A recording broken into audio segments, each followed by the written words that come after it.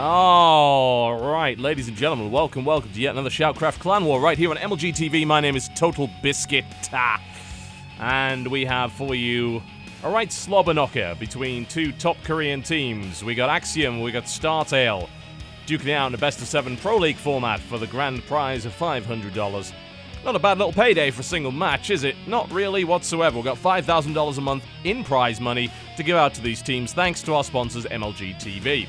This is the lineup. This is what you're looking at today. Impact will take on Legend in Legacy of the Void Beta, followed by Heart taking on Daisy on Neo Emerald Plaza. Ryung versus Hack at a TVT on Orichalcum.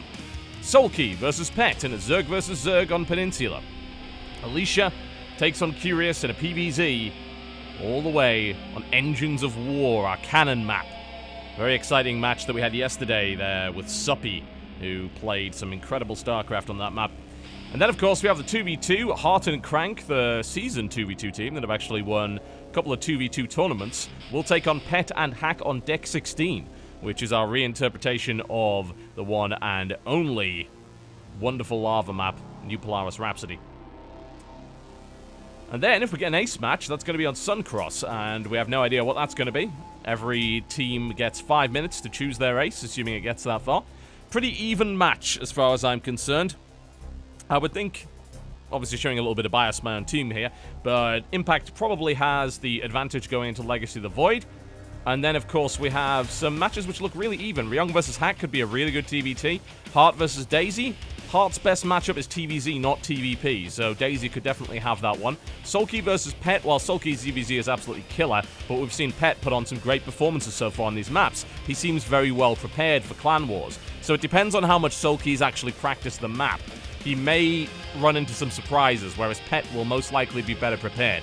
Alicia versus Curious. Alicia's PvZ is the stuff of Legend, but Curious, of course, is a fantastic player for Startale, so that could go either way. And then, of course, we have Heart and Crank versus Pet and Hack, which I think will probably go in the direction of Heart and Crank, I would think, but you never really know with 2v2. Nobody really practices a lot of 2v2 at pro level, so it can be difficult to know exactly how that's going to work out. All right. Are we ready? I'm ready. Looks good. Looks very good. Greetings. I don't look very good, but you know how it is. All right. We have Legend versus Impact here. It's going to be a Legacy of the Void. Here's hoping that Legend has figured out a way to beat that nasty Ravager rush that he ran into a couple of days back. I guess we're about to find out, assuming Impact decides to go with that one-base play that's been popularized by Cats as the most refined Legacy of the Void build that's almost impossible to stop right now. It's very, very difficult. I don't even know if you can actually do it. Like, you'd probably have to open 2 racks or something like that. Something a bit crazy. You can't go for the Rax Reactor Expand that we saw previously because you just die to the 3 Ravager and Zergling rush. Just checking whether or not Legend is ready. Oh god, I hope he hasn't pulled the Jadong like yesterday and vanished. But yeah, the 2v2 is in... It's the 6th map, assuming we get that far. So we might not have a 2v2 today. Depends on how the series goes. Just waiting on whether or not Legend is going to be prepared. Impact is ready. Legend is not responding. Please no. No Jadong again. As you're probably aware, we had issues with Jadong disappearing and actually getting disqualified yesterday in the Evil Geniuses versus Team Ascension matchup. And those asking why run at later time, well, all the Korean matches generally are played at 8 PM Eastern because if we play any earlier than that, the Koreans literally have to get up in the middle of the night, which is hardly fair. So half of our matches are played at 2 PM Eastern, which is generally good for the Americans, good for the guys over in Europe particularly, so we give the European teams that slot. And then the Koreans and the Americans generally play the 8 PM Eastern time slot. And of course, if you missed anything, don't worry, we've got reruns all the time on mlg.tv/shoutcraft. And of course, we have spoiler-free VODs available on youtube.com/TotalBiscuit. So if you missed Ascension versus Evil Geniuses yesterday, I would strongly recommend checking that out on the YouTube channel because it was a very, very, very, very good match. Extremely good match, in fact. Just absolutely phenomenal.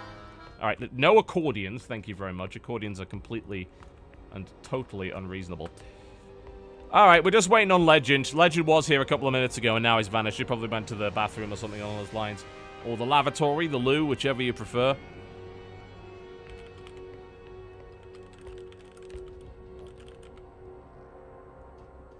Easier. Okay. Good. Okay, let's go.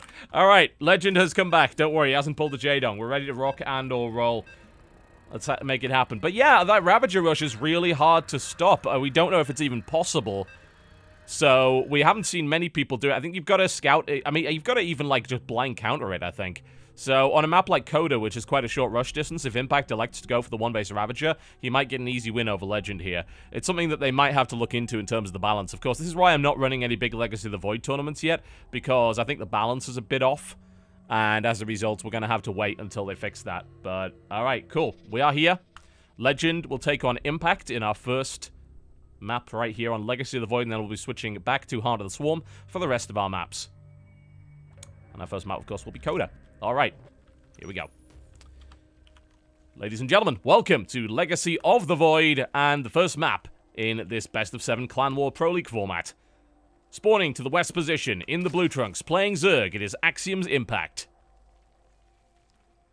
Versus his opponent to the east position in the green trunks, playing Terran, it's Startale Legend. Immediately beginning with the supply depot. So as you're probably aware, in Heart of the Swarm, you start with 6 workers. In Legacy of the Void, you start with 12.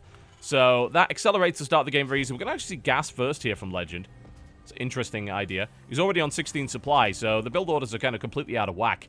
We'll see whether or not Impact elects to expand, if he's going to play a longer game here. It looks like he might, yeah. It looks like he's going to expand. He's not going to go for the Ravager Rush or anything along those lines, so we're going to see a slightly longer game. The game that we saw with the Ravager Rush previously in Clan Wars ended in 3.5 minutes, so we're going to be seeing a longer game than that. Thank you very much. Legend going to go with the barracks here. I don't know, that's a lot of gas coming in. It's enough, of course, to get a Reaper. He might elect to go straight into a factory. I think with that timing, you can go about there. Yeah, you're probably not going to have quite enough gas. Actually, I think you might. Yeah, you should have enough gas by the time this finishes to go straight into factory. So we might see that. Here comes a scout from Legend. Doesn't want to fall into any traps as to previously. But he's not going to have to worry too much. There's a hatchery going down. The pool's only just started, plus the extractor here for Impact. Now, Impact has played some Legacy of the Void, but he hasn't spent a huge amount of time on it. He was, of course, practicing for Code A, and unfortunately was not able to qualify that. Yep, it's going to be a factory play here from Legend. So the question is, will it be Cyclone? We might see that. The problem is, Cyclone versus Zerg can be shot down very easily by Speedlings. So Cyclone is not as popular versus Zerg. It's great against Roaches, great against Ravagers. It's not so good against Speedlings. So that's something you've got to bear in mind. And that's why you don't generally see Cyclones as much. They are used in the phase of the game if you happen to... Hello. Trying to kill Legend's SCV there. Didn't quite get it. We're actually seeing a tech lab coming down, so it could actually be a Cyclone opening from Legend, which again would be a little bit unusual, but it could also be a tank drop. So you might be thinking, well, why on earth would he get a tank that early? Well, because now it's possible to actually deploy the tank without having to actually undeploy as you drop it. So we may see a tank drop. It's possible. But he's got about enough gas for a Cyclone, so that might be the first one that we get. Lings are now out, and Speedling is on the way. We're going to see the expansion coming down, and what's it going to be? It's going to be a Cyclone. All right. Okay, well, I mean, Cyclones are fine against a small number of Lings. The problem is against a larger number, they tend to die very quickly, and they're obviously 150 gas a unit. As you can see, those are the prices there. 3 supply, 150 minerals, and 150 gas. So they're not that durable, and they can definitely be killed by a bunch of Lings. They'll certainly be able to trade well with 4 Lings, but anything more than that, and you start to get into trouble. Here comes the Marine. That's going to get nicely surrounded here and killed off by Impact with Great Vengeance and Furious Anger. Looks like he's going to try and stop this command center going down, and he'll be able to do that. Kills the SCV, no problem at all. Cyclone is now out, so the Cyclone can kill those Lings. And he gets a lock, and it's only 2 shots to kill a Ling, so the Cyclone will defend against 4 Lings really well. And you can see the lock-on going off there. He's going to be able to kill all the Lings, and the Lings can't do anything about it. So, as you can see, the Cyclone is pretty effective against that, but it's not so effective against 20 Speedlings, which is what he's about to face. So, yeah, that Cyclone's out, which is great. It would defend against early Roaches, although not that well. You'd have to kite like an absolute beast. There are Hellions on the way, but there are 20 Speedlings coming across the map now. So this Cyclone is probably going to get caught out and killed. Depends whether or not it gets spotted. It looks like it will. He's going to be able to grab that instant surround right there on the Cyclone. That's a very, very expensive investment. Cyclone gets killed almost immediately, and Impact Speedling rushing onto the main base here. And there's only going to be 2 Hellions out and a Marine, which is not really enough to hold this. That is finished. He might have to lift. Looks like he's probably going to have to lift up here. Legend looking to try and wall in. He's able to get that, and he's able to attack from the high ground. And we've got multiple Hellions coming in now. Now we're going to see a Roach Warren, so that might be the time when we get to see the Ravagers.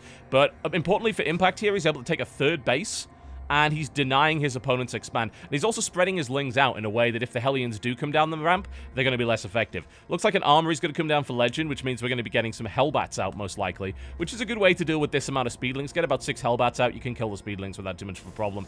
There's maybe too many Speedlings here to risk sending 4 Hellions down. 6 might do the job, but you might lose a few. It really depends on how good Impact's control is versus Legends. In the meantime, we've got a Roach Warren coming down for Impact, and he's looking pretty safe on that. He's got gas, only 2 gas right now, 7 Roaches back up here. He may decide to get some Ravagers out, but we'll see. Impact decides, nope, not worth fighting here, and he's right, it's not. Legend's going to be able to successfully chase that off, but there's now 11 Roaches following this up. And unless Legend starts to build tanks immediately, he's going to be caught out. He's only got Marines, he's got no Stim, no Medivacs. Legend will attempt to attack, but he's going to run right into a huge amount of Roaches. So this is not going to work out well for Legend at all. I'd want to see, well, more Cyclones, but he lost his initial Cyclone, as we're well aware. Impact looking to get into the base, gets roasted by additional Hellions, but Impact's probably feeling pretty confident now. He's up against a lot of Hellions. They will be Hellbats, but they're going to be going up against Ravagers and Queen on creep. So I don't expect Legend's attack to really do too much. He might be able to get a run by. He may sort of harass the third base, maybe get a Queen. But outside of that, I would think that this is going to get shut down pretty hard. Impact now moving into a position where he'll be able to attack these Hellbats, and he's able to do so. He misses with the Bile attack. He's got a second one coming in right here. A nice kiting here by Impact so far. He's taken minimal damage. You do lose some Roaches in an attack like this, but you don't lose that many. Bile attack does land, and now Impact jumps right on top of Legend's army and kills it immediately. Legend is now on basically nothing, because in the meantime, Ling somehow got into the main base and killed him, and that's game. That was quick. All right, well, there you go. While we were watching that attack, we didn't even see the fact that Impact managed to get a bunch of Zerglings into the base through the supply depot, and that, as they say, was that. He lost everything in his main, and that was game. Nice easy pickup there for Impact, not too difficult for him. And that, as they say, is that. Alright, well, we're going to be moving back to Heart of the Swarm for our next map, and we're going to be kind of kicking off with some very evenly matched fights here. We're going to see Daisy versus Heart, which is going to be a Protoss versus Terran on Neo Emerald Plaza right after the break. Do not go anywhere, folks. We're switching back over to Heart of the Swarm, and we'll be right back after this short break.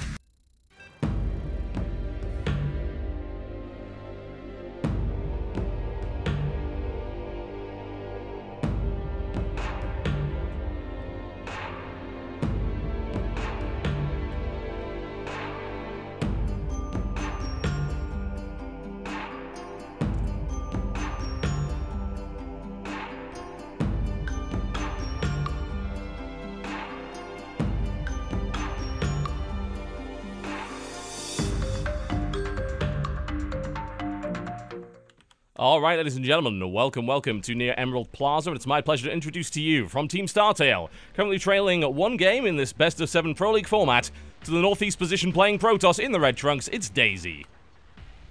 Versus his opponent to the southwest position in the blue trunks, playing Terran, the WCS America Season 3 2014 finalist. He is Axiom's Heart. Well, Heart's been playing some killer Terran versus Zerg lately, and that's just not my bias talking. You look at the kind of opponents he's beaten in TVZ and how he's done it, he's put on some very impressive displays. But he hasn't had too much of an opportunity to showcase his Terran versus Protoss as of late. And, of course, his TVT is historically not his best matchup, so it's hard for me to say just how well he's going to do here. But I haven't seen much of Daisy either, so Daisy hasn't been hugely effective. And to be fair, to Startale, they haven't been hugely effective either in Pro League this season. They're actually down 0-7 in the last season of Pro League. They lost every match, which is going to be absolutely brutal for them.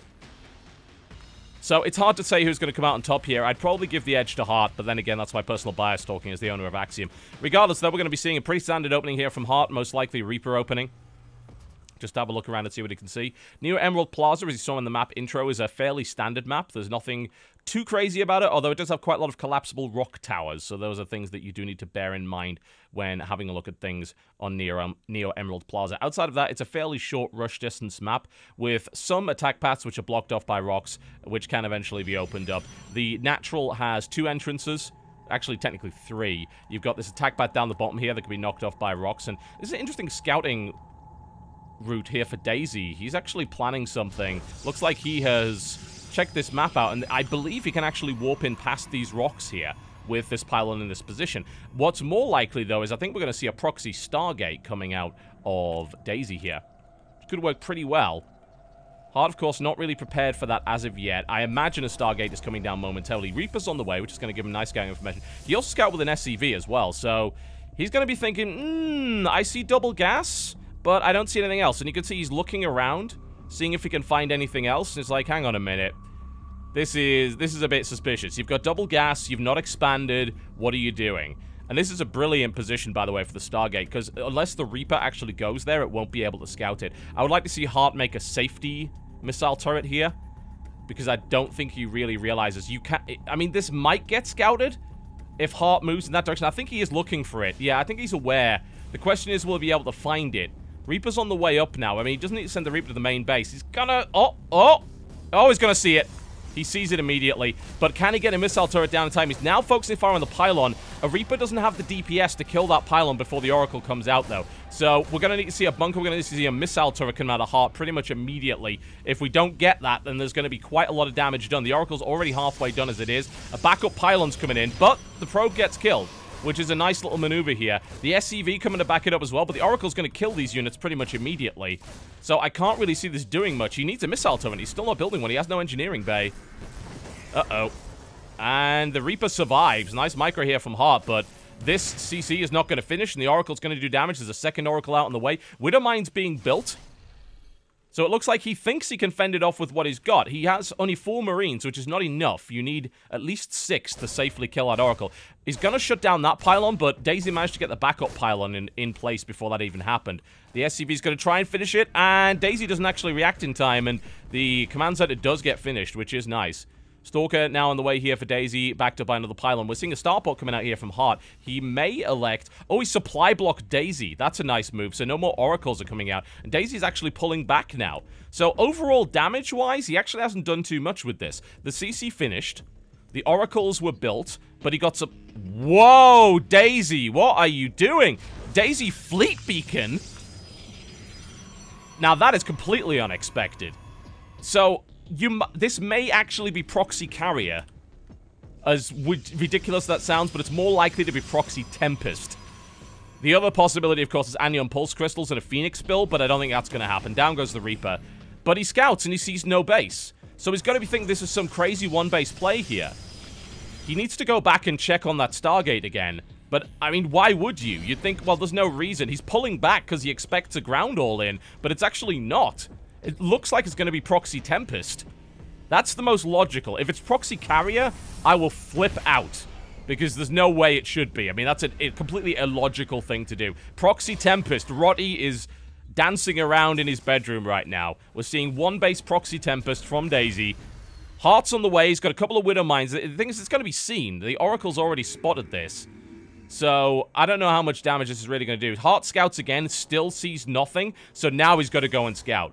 And there's no Stalker guarding it, so it looks like he should be able to scout this, but not before the Tempest comes out. There's no Viking on the field either.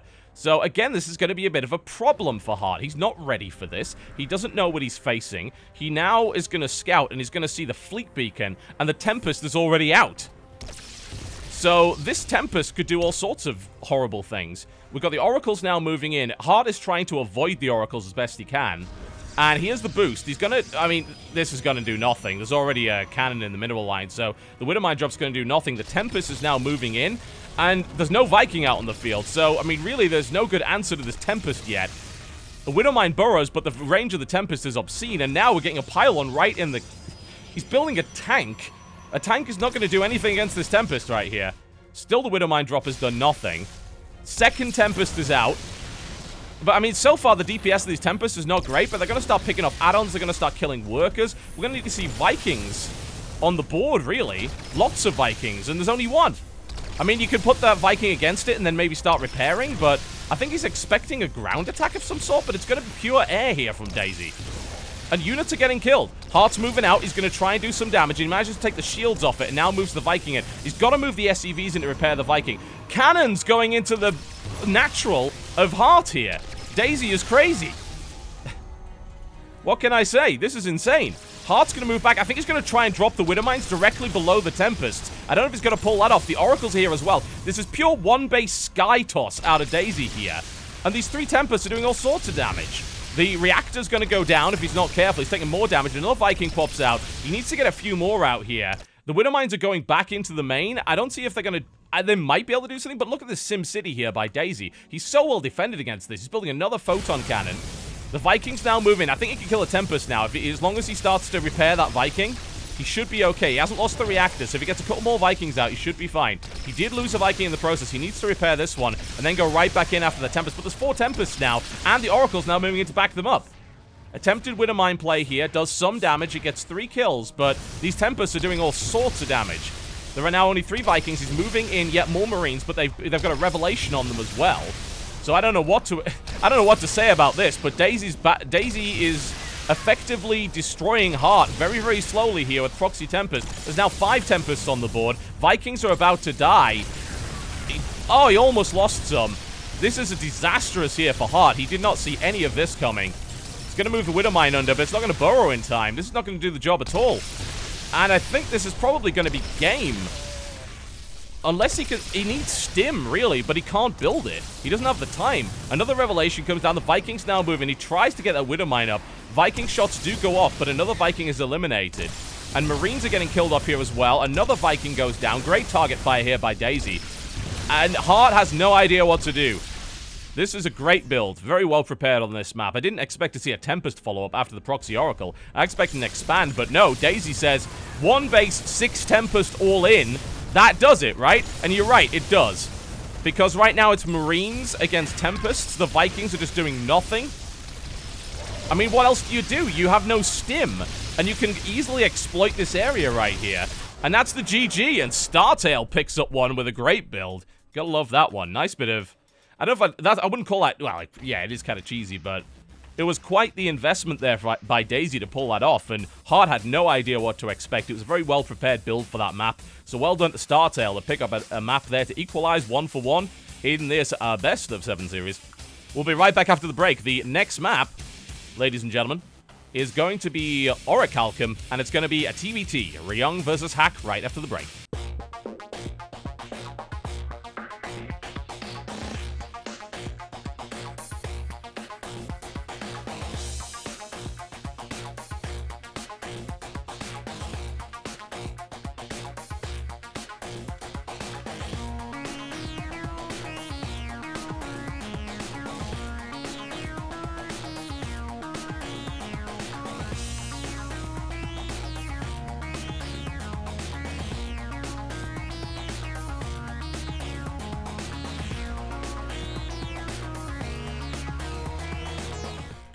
Alright, ladies and gentlemen, welcome to Orichalcum. It's my pleasure to introduce to you to the northwest position in the Red Trunks playing Terran. He is the Tuner Terran. He is Ryung. Versus his opponent to the southeast position in the Blue Trunks playing Terran, Startale Hack. This has all the makings of a potential classic. Ryung and Hack are both great TBTers, and Ryung is, of course, legendary for his TBT. Although, he's not really that way anymore. A lot of people ask me, it's like, is Ryung still the TBT master? He's still good at it, but I'd actually say that his Terran versus Protoss is his best matchup right now. He's just coming off a round of 4 finish at the Copenhagen Games, which was fantastic for him. A lot of people have been saying that Ryung's been in a slump, and he has. I mean, he's self-admitted that he's been slumping for quite some time, but his performance in Copenhagen was great, and we're now going to see how he can perform in a team league. He's been doing really well in the SC2 Improve. Currently, Axiom, I believe, are 8-1, I think, in SC2 Improve. Only losing to My Insanity, beating every other team in their division. So things are looking pretty good there in terms of the team league. But Axiom historically has never won a SHOUTCraft Clan War. They have lost every single one of them. So just bear that one in mind. There's a lot to prove here. There's a lot on the line here for Axiom. And Startale, of course, already putting on a good performance against Root. Very impressive, very cool series that we saw there. And they obviously prepare well for their maps, so it really comes down to how well Ryung has actually practiced. He didn't really have too much else to practice for. He had Code A, but that concluded several days ago, so he's had a chance to have a look and practice this map, and really that's kind of the only thing that he's working on right now. So hopefully he should be able to put on a good performance. Orichalcum's fairly standard. There's not a huge amount to really worry about on this map, nothing massively unusual. You've got a fairly nice natural base there. Although it does have a back alley that can be accessed, as you'll notice here. It's all blocked off with rocks. There's actually a hidden away gold base on either side of the map, which you can take. And if you access the back ramp, you've got an additional attack path into the natural. But it's possible to take a fairly safe third base, although it's a bit far away, with a pretty defensible ramp, honestly. It's quite a nice little area. Alright, so let's see what we see. We actually see Ryung going for a much earlier factory than his opponent. He went gas first, which is why I was able to get that out faster. This may be for a Banshee play, but the thing is he's getting a second gas. And usually you don't really need that anymore. Now, let's see if he's able to stop the scouting. Well, he's not, unfortunately, and the second gas is going to get scouted, so yeah, that SCV will die, but it got a full scout of the base, so that's a really nice move there by Hack, and he sees the timing of the factory. He knows that factory is earlier. It's going to be a starport right here. It could still be a Banshee play. There's the tech lab going down, so it's almost certainly a Banshee play. Normally, you don't necessarily... He's actually only putting one worker in there. No, he's going all three. Normally, you don't need that much gas because they nerfed the cost of the Banshee cloak. So we're going to see possibly Banshees from both sides here. But no, a reactor's coming down on the barracks. And then a tech lab. So yeah, it might still be Banshee. It could just be Hellion Banshee, actually. He might just be going for a swap over here and just kind of playing a early mech and air style, which works pretty well in TBT. So let's see what happens. It's absolutely going to be Banshee here, unless Ryung's going, like, straight in Raven. I mean, the timing is good, though. He's able to start Cloak really, really fast. So it does work out pretty well. Although you do see a lot of players just forgoing the Cloak and just going straight into the Banshee tech. But it seems to do the job. Alright, well, we're looking pretty good here for Ryung, going for the Cloak play. In the meantime, Hack gets a Viking. He only has one command center down, though, so Cloak could screw him over. Thing is, Hack scouted the timing of that factory, and he also saw the second gas, so he's got to be thinking, oh, it's got to be Cloak Banshee then, surely. So I wonder if Hack will actually go for a Raven after this. He might. I would be not surprised to see a Raven follow up here. He's got the gas for it. It's obviously quite a large investment, but anything to shut down Cloaked Banshee would be pretty good. He gets a Viking if he... And he's going to now move over to the tech lab, so I expect a Raven here. If he gets a Banshee, I'd be very surprised. It's got to be a Raven, surely. There it is. There's a Raven. So, yeah, Hack knows exactly what's going on. But to be fair, it's not a huge investment here from Ryung. But he already knows. I mean, look at that. Hack is completely on the ball here. He sees the Banshee coming immediately. Ryung's going to have to turn around. Cloak isn't even done yet. So, Ryung's Banshee might not even get away here. If Hack actually kills that, that would be... Oh, he gets it. Enormous. That is a massive play there by Hack. Huge start here for him. Getting the Banshee on the way across. And frankly, it was kind of Ryung's fault. If he'd taken a slightly more unpredictable path, he wouldn't have lost that. But great control there by Hack. He got exactly the right distance. If the Marines were there to back it up a little bit earlier, that would have been better. But Ryung just got shut down completely. Ryung's now going for a Raven, which is, again, not helpful because his opponent's not going Banshee. So, at the moment, we see Hack with a larger army than Ryung. But he is slightly behind in terms of SCVs. They're both going to finish their CCs at about the same time. The Viking now moves over and gets a scout, and actually is going to land, and it's going to kill that SCV, possibly. So, he's going to see the Raven as well. That's going to be a little bit annoying, actually. That Raven's going to take some damage, and the Viking will not die. Great control here by Hack, by the way. Absolutely fantastic. He's been completely on point in this game. I wonder if he cancelled Cloak. I actually don't know if he did, because he moved it off the tech lab, so I'm not 100% sure if he cancelled Cloak there. But I think if he got the Raven so quickly, he probably did. It's not terrible to have Cloak, but you really want to be going into something else. So he's getting upgrades, he's getting Stim Pack here as well, so... Hack's going to build a Banshee follow-up, but there's no Cloak, so the Raven isn't really going to help too much. It might be useful later on, but ultimately the Raven was kind of a wasted investment here for Ryung for the most part. It was very much a safety Raven. There's a second Banshee coming in, and we do have missile turrets in the mineral line here for Ryung, so... I'm not too worried about that. I would like to see Vikings coming out of Ryung instead of anything else. Hack is moving across the map with a tank, which is a really weird thing to do. Usually you don't move out with a single tank, because it's obviously very dangerous. They could get caught out of position and killed, but let's have a look at the size of the relative size of the armies. Hack's going for Marine tank play, and his opponent's only got Marines and a Raven. So Hack's in a great position to do damage here and actually just siege up on Ryung. And Ryung doesn't really have too much of an answer to it. He's going to have Stim soon, but it's not done yet. So this attack's going to hit before Stim. He will have Medivacs, but again, he's up against some... there is a Viking there, so he's got to watch out. There's the Banshee, and Ryung's immediately going to have to move out of range of this, and he realizes, oh, this is not good. And he's right, it's not. Until he gets his dropships up, he's going to be in a pretty bad position. Oh, the tanks are going right in. He's going to have to lift up. He's going to lose a bunch of SCVs on the way out. Maybe less than you would expect. 7 SCVs killed. There's a tank now positioned on the top ground here for Ryung. So this is kind of getting a bit wild on both sides. Repairs the tank, and Ryung's able to get some shelling off here as well, but he killed some extractors, he killed some workers, he's now kind of equalized the economic position. There are units being killed. He actually managed to get... I can't believe he managed to get that, but he did. Here comes the Seeker missile hit, and that does not kill the siege tank. So Ryung's going to drop down the auto turret, which again doesn't kill the siege tank. This is all Hack's game. Ryung is falling to pieces here. There's no question about it. This is looking really, really good for Hack. There's a drop coming in, which is definitely going to do some damage. But the question is, can Ryung hold on long enough and manage to not lose everything prior to that happening? There's another drop being evacuated, but there's no units now in the base. And the tank goes down before killing any of the SCVs. So, I mean, this might be game. Ryung actually... Wow, that was a nice move. Ryung used his own SCVs to kill the Marines of his opponent by forcing siege tank shelling. But he lost a bunch of SCVs in the process. If he doesn't do critical economic damage right now with this double Marine drop, he's going to be in a world of trouble. That's the only advantage he currently has. The fact that he has medevacs and his opponent does not. And he's got to attack. He's got to do so much economic damage to his opponent to make up for all this damage that's coming in. I mean, the siege tank's in a great position. SCVs are dying. He does get the Banshee out of that. And he's still not attacking. He's got to go now. The siege tank's in position now. This is too late. Ryung waited far too long for this. Far too long. I don't think this drop's going to do anything now. There's now two siege tanks in position and a bunch of Marines. If this had hit 2 minutes ago when the first drop had actually come in, but that's a complete disastrous attack there by Ryung. Complete failure. And it looks like this is going to be game, I think. Hack has got this completely. Ryung basically fumbled everything.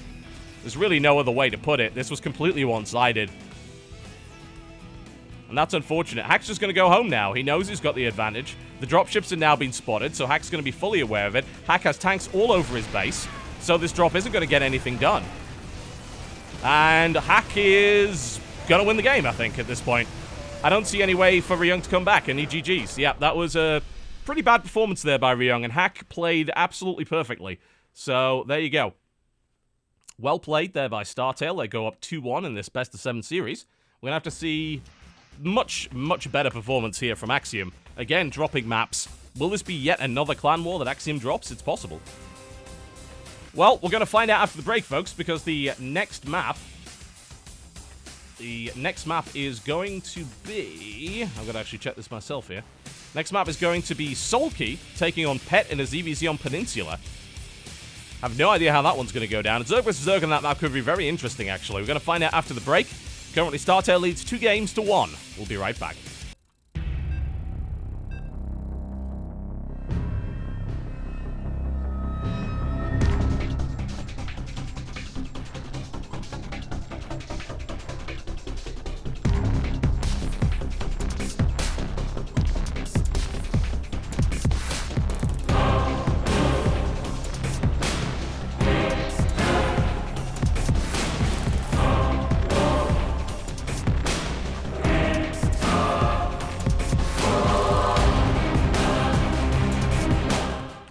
Alright, ladies and gentlemen, so a bit of sad news, at least for Axiom. Solkey has been disqualified. He is not available. He's apparently stuck in traffic, and unfortunately there's, well, no excuse for that, so... Solkey is disqualified and automatically forfeits his match versus Pet on Peninsula, which means we're moving right onto Engines of War. The very, very early grab here of the cannon by Alicia, who is in the Red Trunks playing Protoss to the northeast of this particular map, versus his opponent to the southwest position, who is in a position to very quickly close out what has been a completely one-sided series up to this point. In the Blue Trunks playing Zerg, it is Startale Curious. We're seeing a pylon going down here by Alicia, which actually does take control of the Draken Cannon. He is doing it with a building. However, Curious is able to neutralize it, at least for the time being. He's going to try and keep that there, but the cannon is now active once again. And now it's gone back over to Curious. He needs to take that back. Alicia needs to take that back immediately, otherwise he's in a lot of trouble. As it stands, Curious currently has control over the cannon. I'm actually not 100% sure how he managed that. It's gone neutral again. There we go. And Alicia's trying to take the cannon back at this point. There's going to be a little bit of battling over here. Of course, Curious will lose this fight eventually because the probe has the regenerative... Uh-oh. Uh-oh. It's trying to track it. Is it fast enough? I don't know if the cannon's fast enough. It's not. He neutralizes it. Lovely moves there by Curious. He's keeping this alive. Uh-oh. Now it's locked onto the probe. Will it be able to kill the probe? It fires and the probe is down. And now he focuses on the pylon. Uh-oh. This is absolute disaster here for Alicia. Tries to take the pylon early on. Tries to take control of the cannon, but it doesn't work. Curious manages to grab it, and that's the pylon down. I'm actually not sure why that worked out the way that it did, because in theory, that should have been neutral pretty much the entire time. So I'm not really sure why it is the way that it is, but Alicia is now way behind. And it's actually very strange. With the building there and with the probe, I would have thought the cannon would have been neutral 100% of the time, but apparently not. That's really weird. I'm going to have to ask the map maker why that is, but Alicia's now behind because he lost his first pylon. He's trying to get up his nexus, and there is no pool, so he's not in a terrible position, but losing that early pylon is obviously a bit of a nightmare. And Curious now has control of the cannon. Now, bear in mind that the Warlock's got to be very close here, because if you have control of the cannon, you have an Overlord in this position here that you can't kill, then basically anything that tries to come out here is going to be targeted by the cannon and potentially killed. So that's something to watch out for. Now, let's see what Alicia's build is actually going to be from here. Double gas going down here for Alicia. And the supply block has now been alleviated, so we will actually at least be able to build some units. As it stands, he's not too far behind Curious. We're seeing the gateway now being completed here for Alicia. So there's no military units on the field, but there's only a couple of things coming out. So it's not really too big a deal. The question is, can Alicia actually get anything in a good position? Needs to make sure he doesn't get spotted there. That's a great position there, of course, for Curious's Overlord. That gives the spotting information required in order to see what's going on around here. That means the cannon can actually fire at anything that's sort of around this area here. Can't go any further in than that. Now, what is most likely going to happen after this match, actually, and this was planned for a while, is that the cannon range is going to be nerfed slightly to 45, and it's only going to be controllable by ground units and not air. So that's something to bear in mind. Now, as it stands, Alicia's managed to sneak around with this probe, which means that the cannon's going to be bypassed here by a pylon. That's a very important move. The last thing he wants is to move reinforcements out of his base and then get targeted and killed. Probe's now on the way. I wonder if that will actually trigger Curious to have a look around and see if he can maybe find that pylon. Alicia's going to get a full scout here, though, by the looks of it. There's no lings available. There's another queen here. So he's going to see... he sees a gas with nothing in it. So that's indicative of you've gone speed and that's it. So Curious is now totally fine with just standing here and saying, I'm just going to be annoying with these lings now. And he can do it. But he's not going to be able to kill anything, most likely. Mothership core is now on the way, so that should do the job. But he's got to be careful about positioning of the Mothership core because, of course, it can be hit by the cannon. There's 10 more lings on the way. And I wonder what he's going to do with this pylon. It's not... Oh, is it going to get scouted? Curious is going to get a third base. This is actually potentially great for Alicia because he might be able to force a cancel on this. He doesn't have vision of it, but as soon as this base goes up, he should have vision. Oh, did Curious just spot it? No, he didn't. And Alicia now knows, so this is a particularly good time. I'm a bit worried about this cannon, though. I think this cannon actually extends out to the range here, so it might be able to help defend that base. I'm not 100% certain if it's out of range there. It might be. Link's now moving around looking for the proxy pylon. They're not going to be able to find it by the looks of it. It's nicely out of range. Once the creep starts to spread, he will see it. Curious misses it here. This is a good opportunity for Alicia to do something, but he's going to need more gateways backing it up. And he should be able to get 3 more gateways up by the time the hatchery's done and maybe do a zealot warp in, possibly force a cancel, especially with the lings on the wrong side of the map here. Now, other than that, we're just seeing pure macro coming out of Curious at the moment. Nothing too surprising. Curious actually takes this cannon as well. That could be a problem for Alicia, because if Curious manually targets that cannon on the pylon once he sees it, that could be potentially disastrous.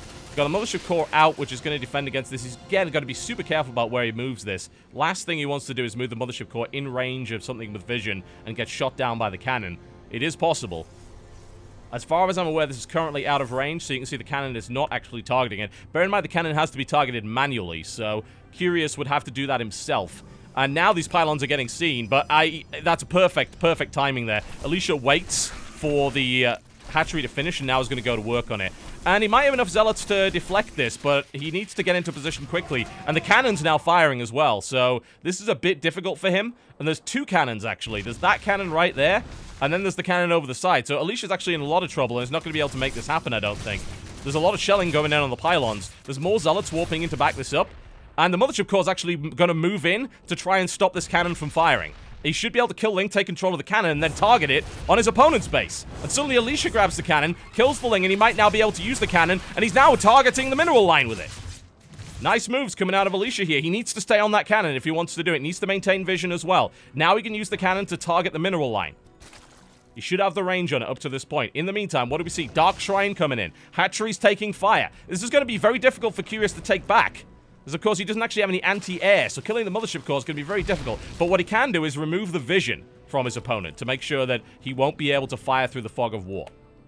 So there you go. But nice moves there by Alicia. Quick thinking to be able to move this mothership core off across the map and take the cannon to take control there. And he did some damage to the mineral line. Currently, it's actually fairly even game. We've got a lot of roaches out here for Curious, but there's a Dark Shrine coming down. Spore Crawler coming down here as well for Curious, and of course there'll be an Overseer fairly shortly once the lair is done. Blink coming in here as well, so Alicia just going for all the tech. Burrow coming in. I love this. This is a great play. Getting Burrow is really important on this map because it provides vision that the cannons can use. So if you have control of those cannons... Uh-oh, that mothership core is taking some fire. I'm actually kind of surprised. He's going to have to get out of there pretty quickly. Oh, he's using it to actually fire on nice moves. He actually used it to scout out the Queen and attempt to kill it. But Queens have just enough HP to survive a cannon shot, so that didn't happen. And now Curious realizes, oh, you moved your mothership core away. That means I can take control of the cannon back. And he's right, he can. So he's got to watch out. He might lose his mothership core if he's not careful. In the meantime, the hallucination comes over. You can actually use hallucinations to take control. There you go. And he's absolutely able to do that. He's going to kill the drone! Nice moves there by Alicia. Now, of course, this is going to disable itself after the hallucination disappears, but he kills the drone, takes control, and now he's able to move this cannon, move his mothership core across and take control of the cannon. And now he's moving a force out to deal with his opponent's army. So this is a really safe play now for Alicia because he's able to move his mothership core over, take control of the cannon, and then he might be able to use it to attack the front. And there's a lot of units that are actually in range of the cannon here. This cannon is a great roach buster as well. It's good against tough units. It's not so good against large numbers of small units. But this is looking good. He could also, like, put a DT on the cannon. That would probably work pretty well. And it looks like he's going to move in. And the cannon fire is going off here. He's targeting the Overseer. I like this move. If he kills the Overseer, then he could warp in Dark Templar. Lovely move. And the DTs are in now. There's the surround. He's got another Overseer, however. So he kills a couple of units and then moves it out. So far, Alicia's actually doing pretty well here. He is up against a lot of units. There's 33 roaches on the field. Blink is done. There's another 5 stalkers warping in, but this is still a difficult fight. The cannon is going to help a bit, though. If he could only take control of this cannon as well, he'd be in a great position. He's using his hallucinations to actually scout for the cannon. And he's able to get shells off. He can kill his hatchery. A couple more shots, he'll be able to kill the hatchery. That would actually be huge. Anything he could do to deny his opponent more mining would be brilliant. The roaches are on the way, though. They're moving across the map, and they're going to do significant damage, I would think. He needs to move in his Dark Templar to scout and kill this thing. He's moving another hallucination. That should be enough. Now the cannon can actually target it in. But in comes the army of Curious, who's actually completely gone around the side, and it's going to attack the main. There's a mothership core available for recall, however. So this should work. The cannon will help for the defense. He needs to target that hatchery down. 2 more shots and that hatchery dies. That would be huge. 1 more shot. Now he's going to do the recall. He's trying to hold on for as long as possible by the looks of it. He could do a DT warp in. He's doing that, but there's an Overseer there as well. Now the attack comes in. And what will he do? He's going to actually attack through. It looks like he's going to go for a base trade. He's lost a ton of workers. So he thinks it's not worth it. I've got to go. And he might be right. Can he keep control of these cannons in order to make sure that happens? He's been able to bust through the natural expansion. Now we have a full-on base trade on our hands. The mothership core is right here. He needs to watch out and not have that mothership core killed by the Draken cannon, though. If he moves within range, that would be a disaster. Now the Blink Stalkers are moving in, and Curious has nowhere near enough units to actually handle this. But Curious is also sitting on a bunch of very, very unpleasant creatures here indeed. He's got a lot of roaches in. He's warping in Zealots. It's actually kind of a surprise. He's going to kill the Lings. So this is a full-on base trade situation here. This could be a win for Curious. I mean, he's got double the supply of his opponent, but right now Alicia does have Blink Stalkers in his opponent's base and is doing a good job of microing them against his opponent. Is it enough, though? He's going to lose some Stalkers here. He needs to micro much better than this if he wants to beat this army. Now 40 drones have been killed. There are no workers available for either. It's currently 1 drone, 1 probe. There are buildings all over the map, however. I don't know if this is going to be enough for Alicia. He needs to stop taking fire from that Spine Crawler. That's a really sloppy play. He's going to move down and kill the natural hatchery. In the meantime, the rest of these buildings are going to die. It might even come down to who controls the cannons. If Alicia's able to keep control of these cannons, then this is going to end up being a really interesting position for him. He kills yet more roaches, and now the army supply, it's in favor of the Zerg player, but he's up against Blink Stalkers and a cannon in the center. Now, of course, that cannon can be destroyed, and it can be neutralized as well. So he's got to get control of that cannon back, otherwise Curious is going to be able to use it against his opponent. Alright, this is a bit of a problem here for Alicia. He's heavily outnumbered. He's now taking cannon fire. He cannot lose that mothership core. That would be a disaster. He needs to get out of there immediately. And let's see how well he can do with Blink Stalkers. Can he kill the remaining bases? I don't think so. I don't even know how base trade works with the cannons. Do the cannons actually count as buildings? If they do, then that could be a bit of a problem. He's going to be able to kill the rest of the spine crawlers without actually losing anything, but he's got the roaches coming in behind him now. And he has pylons all over the map, I think. Actually, he doesn't. Is that his last building? He's building one more. He's got this gateway and this one pylon. And that pylon's going to die. This roach rush is just going to kill it. I think this is going to be the end for Axiom here. Looks like Startale's going to take this in pretty much what I call a clean sweep.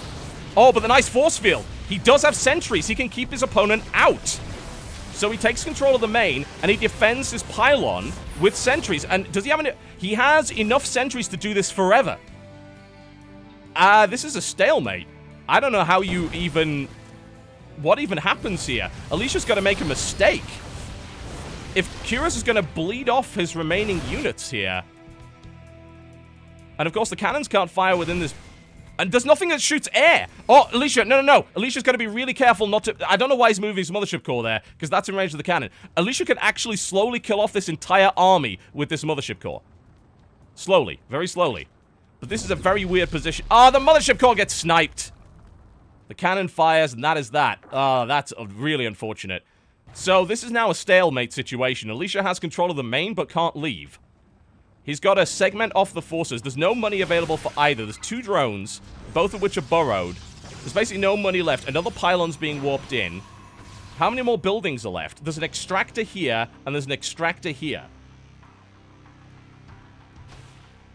I still don't know if Alicia can win from this position. I don't think he can. After losing the mothership core, I'm pretty sure that's game. If he kept the mothership core, then maybe. Curious has control of this cannon as well, so Alicia's got to be very careful about what he does. Oh, but Alicia could take control of the cannon using his hallucinations, or at least neutralize it. I don't think... Oh, he can take control. He's taking control of the hallucinations. Now if he gets visibility, he can use the cannon against his opponent. Nice moves. So Alicia's going to be able to clean out all of this. Curious can't get into the base. Alicia needs to be very careful about not using all his energy on hallucinations. That would be a disaster. Alicia has control of the cannon now. And he can actually start blowing up roaches with it. Anything he can get is good here for Alicia. It's so innovative, using the hallucinations to gain visibility, to use the cannon to start killing your opponent. Oh, he can use it to kill the buildings. It's basically this one building right now. Oh, the Immortal doesn't have range. Oh my god, if it did. If it did. Does the Stalker have range? The Stalker... Oh, is the force field? Okay. Alright, force field's down. He's going to be able to segment off the army. He doesn't lose anything. He kills a bunch more units. He can't actually hit it from there, but he's managed to trap some roaches. Alicia is slowly coming back. And there's an observer still on the map, so he can see the burrow, but he can't hit this extractor. Is that the last building? I'm pretty sure that is the last... No, there's one in the corner. Curious managed to get a drone out. I don't know how the hell he pulled that off, but he did. And Alicia's got to realize, I think the cannon's in range of that. So if he realizes it's there... Oh, and he will realize it, because he can see it. He can see it on the minimap. So if he gets a hallucination over there, or uses his observer, he can blow it up. Now he moves in the hallucination. Oh, the cannon just got neutralized. He needs to move another hallucination in. This is not a draw, actually. Unless Alicia messes up, Alicia could actually win from here by using the cannon. He moves the observer in. There's no detection, and there's no way to take this cannon now. The cannon is now firmly in control of Alicia, but he doesn't have visibility on this extractor, so he's going to need to send over another hallucination. That was a Stalker just dying there for Alicia, so he's got to be super careful. Bear in mind he's only got one observer, and he needs to try and cover this burrow as well. He loses another one. That was sloppy play there by Alicia. Got to be really careful about this. I think he's trying to bait his opponent into cannon range, but I don't think that's ever going to happen. I think he's got to send out another hallucination to kill this building, and then maybe... I think he can kill the extractor without losing all these units. I think he's got enough firepower to kill it. And if he does, he wins the match. He's got to move the observer back. He needs to move that hallucination and get his cannon. He's doing a little bit more damage here. But without the hallucination, without the observer, these roaches are just going to keep healing. This is still winnable for Alicia. It's just very, very hard. It's not impossible. Alicia has the range now. He's going to take control of this cannon again. He's going to just try to snipe away at another roach and not lose anything. The thing is, neither player is losing anything right now, because it's Blink versus Burrow. Cannon's been taking control. Can Alicia actually hit this extractor? he needs to send another hallucination over to that extractor and blow it up. I think the cannon's in range, but I might be wrong. This is not exactly a usual situation, folks. And then there's this extractor here. So if he's able to somehow use the cannon... Oh, he's got range. And he kills a roach and gets out of there. 1 down, 26 to go. 26 to go. He can do it. Kills the changeling, snipes away at the roaches, blinks away. This is a tense battle of control between these two. Alicia can't afford to mess up. If he does, that's game. If he loses even a few units, that could be game. He still has the Immortal, he still has 5 sentries. He's going in, he's getting a bit more aggressive, needs to be careful, blinks out again. Loses control of the cannon, but of course the cannon's no use right now. This is Blink Stalkers, there's an Immortal backing this up as well, and he gets a force field. Lovely grab. Kills most of the lings, and doesn't lose anything. 7 Stalkers, 5 sentries, and an Immortal versus 25 roaches and 4 Zerglings. Neither player has money for any buildings. Currently, Alicia can't leave the main of his opponent, but he has control. He can control the cannon using hallucinations. Nexus is 400 mils. I don't believe he has visibility. That doesn't count as vision, I'm pretty sure. Reveal doesn't count as full vision. He can see it on the minimap, but I'm pretty sure can't fire. Uh-oh. He's moved out. This would be a great opportunity to take control of the cannon. The lings are now moving in to take control of the cannon. Okay, well, I mean, they can't do anything as long as Alicia doesn't move the direction. Oh, he's almost got the extractor! And I think he realized now. Alicia needs to blink on that extractor and kill it. It's bleeding. 37 HP. A couple of Stalkers would do the job. Alicia's got to be super careful about this. Is that like 1 Immortal shot? It's 1 Immortal shot. And Curious realizes it. He's trying to bait his opponent out of position. The hallucination moves in and neutralizes the cannon. Alicia needs to kill this extractor. And then he's got to get a hallucination over to this one and try and blow it up. And I think the cannon's in range. And if it is, that's game. The thing is, if not, it doesn't matter, because Alicia can blink out of the main base and go and kill the extractor. He needs to kill this one extractor and not lose his blink stalkers, basically. That's what's got to happen here. So Alicia's got to be really careful with how he maneuvers. Just one blink, but the problem is you blink in, you lose all your stalkers, and then you have no way of killing the other extractor, assuming the cannon is not in range, which it might not be. I'd sacrifice the Immortal here. I really would. I'd actually send the Immortal in to kill the extractor and just screw the Immortal. It doesn't matter. Lose it, and then use your blink stalkers to blink past and attack. This is so close. One mistake is all it requires. Just one mistake. Changeling's being moved into Grant Vision. Changelings are killed. Alicia's got to kill that extractor. It's regenerating HP. Just sacrifice the Immortal! Seriously, send the Immortal down. It's going to take, like, 2 hits from the roaches. It kills the extractor. It's done. Like, that would do it. And then you just blink out of the base and kill the other extractor. You win. You can do it. He can win from here. Alicia's like, what? Kill the extractor. No! No, don't draw. No! Why would you...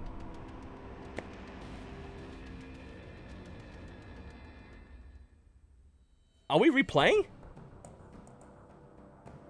Why would you draw? He could have won that. I don't get it. Like, send the Immortal down, kill the extractor, lose the Immortal, blink out of the base, kill the other extractor. Alright, I'm gonna have to check if that was actually a draw, because I can't read Korean. If both agreed to a draw, we replay that map. But I don't know what to say about that game. I can't believe Alicia actually went for a draw, because he actually could have won. I'm really, really surprised by that. That is a very, very strange decision. Okay, I'm gonna have to double check with Startale that Curious actually agreed to a draw, and if that's the case, we're gonna replay from here, and we'll start again. But they can't kill the pylon. It's impossible. Like, people are saying, oh, if it blinks out, they kill the pylon. They can't. There's 5 sentries in the base. It's impossible to kill the pylon. Can't be done. So Alicia had that one. That was really weird. Okay, I'm gonna have to check this out. So, I will be right back after I found out whether or not that was an agreed draw. But Alicia had that one. Let's agree to draw. Okay, I need to check. I think we drew on that game. I can't read Korean. If they agreed to a draw, we obviously replay the map. It looks like they both agreed.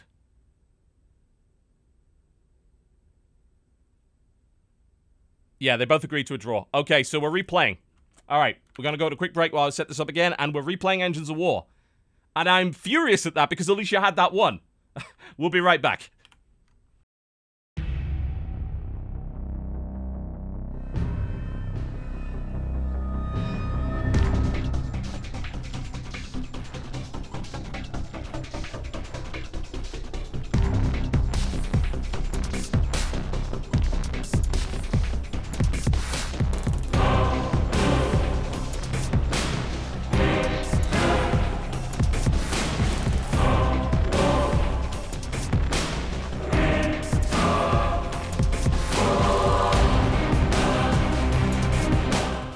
Alright, ladies and gentlemen, here we go again. We're regaming right here on Engines of War.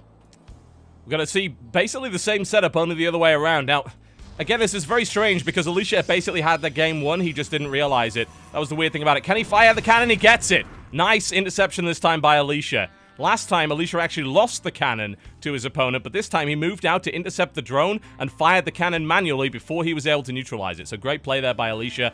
And he's looking for visibility on that Overlord. And he can target it. He gets fire. If he shoots again, killing the starting Overlord would be absolutely huge here for Alicia. He gets it. And he's supply blocked. He's supply blocked on 2. He has no supply. What a fantastic opening here from Alicia. He gets the Overlord and the scouting drone with the cannon. What a move. And Curious is now pretty damn far behind. He's had to invest 100 extra minerals and a lava into getting enough Overlords to actually give him the supply he needs. He lost his first Overlord within the first minute of the game. So great start there by Alicia, who can also maintain control with this building. That doesn't mean it can't be neutralized. It can. If anything moves into range of the cannon, it gets shut down. But that means that Alicia now has control with this pylon over the cannon in the center. Well, what a start to the regame of a crazy draw game that Alicia should have actually won. Of course, a lot of people have been saying, well, I mean, Alicia didn't know if there's maybe another drone hidden. The thing is, he saw the extractor here, which is what really confuses me.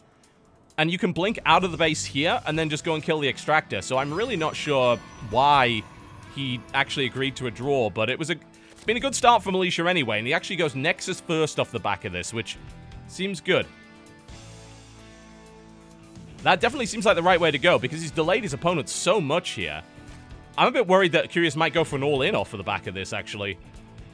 He's getting his gas. I think he's just going to take his hatchery, though. I don't think there's much of an all-in you can really do in this position. With the Mothership Core, I don't think you can really all-in this. And with the cannon available as well to help. I mean, the cannon's not great against Lings, because obviously it just kills like 1 Ling at a time. It has barely any splash. But I like the way that Alicia is patrolling with this probe, so that he can use the cannon against anything that tries to get out. Now, of course, Curious has realized, oh god, this is bad. I shouldn't actually move anywhere near it. But that was quite the move there by Alicia in the early game, which actually put him way ahead. Put him in a great position. If he plays Overlord spotting and doesn't lose his scouting probe to the Lings, he could maybe kill another Overlord, but I think Curious is going to be super careful about that. Looks like Curious is going to move around the side. He may attempt to actually take control of the top northwest Draken cannon, which he can do with his Overlord. Now Curious gets down a super late hatchery, and he's way behind now. Just due to losing that scouting Overlord. Look at it. It's 22 probes to 14 drones. Alicia's Nexus is already done. He's now chrono boosting probes off of both bases. He's building a forge. He's playing super defensive here. And there goes one of the cannon shots. As you can see, the cannons don't actually have AoE, so they don't really do much to Lings, but you can kill a Ling at a time with it. Not exactly very effective. But that was a really, really good move there by Alicia. Did the job very, very well. I assume that was the build he was going for initially. I got to assume like he planned that build out before, but he didn't execute it properly. Because he didn't see the drone in time, the drone actually managed to neutralize the cannon. And what we think happened is because there were so many workers just dancing around the cannon basically bugged out, which caused it to become Zerg controlled, and then everything kind of went to hell. Alright, Curious is going to move with some speedlings, but there's already a Zealot there, so there's really not a lot they can do. And he can't even make it his way into the base. He's actually walled this off fully, so this is a nice position here. And the cannon goes off as well. And the Mothership Core is moving in to try and finish off the remainder of the Zerglings. Another cannon shot goes off. He's basically just trying to keep visibility on the Lings so the cannon can fire. He's lost visibility now, but most of the Lings are now dead. Thing is, there's now a bunch of Lings moving in, and the cannon isn't actually enough to defend against this, as you can see. Not having a photon cannon down here was perhaps a huge mistake, and now it's just being taken control of by the Zerg player. So, the cannon seems really powerful, but it's really easy to take, so unless you dedicate a lot to defending against it, you're going to be in trouble. And now, Alicia can't safely move out his mothership core because it could get sniped by the cannon, which, of course, can also hit air. So that's the thing that Alicia's got to bear in mind. And now that gives a good map control to the Zerg player. So it's going to give the opportunity for the Zerg to finally safely take that third base and actually catch up in terms of economy. So, good move there by Curious. Nice to see. Alright, what else? It's a good question. Where's he going? Alicia's going to go for a Robo. We might see maybe Warp... I'd like to see Warp Prism on this map. That would be good.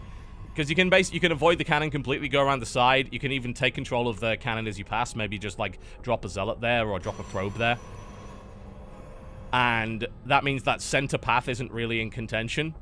But the question is, what is Curious going to do? Because he's basically just droning right now. He doesn't have any tech whatsoever. He just has Speedlings, which is enough to kind of keep his opponent inside. As any attempt to move out is going to be shot at by the cannon, so we just have to watch out for that. I'd like to see Alicia actually put his mothership core here, where the Lynx can see it. That would do the job. Got a nice position in the Overlord right there. There is a photon cannon there, so any attempt to Nidus certainly wouldn't work. So that's not really an option. And a Hallucination moves in to disable that. There we go. So now we could actually move out and kill these Lings, and Curious realizes that, so he's moving in, and we are going to see Warp Prism play with +1. So it looks like it's going to be probably like 4-gate Warp Prism Zealot here from Alicia. And Curious isn't actually doing anything. He's literally just droning at this point, and he should. He's on 3 bases. He takes the Dragon Cannon to the southeast position. There's the Scout.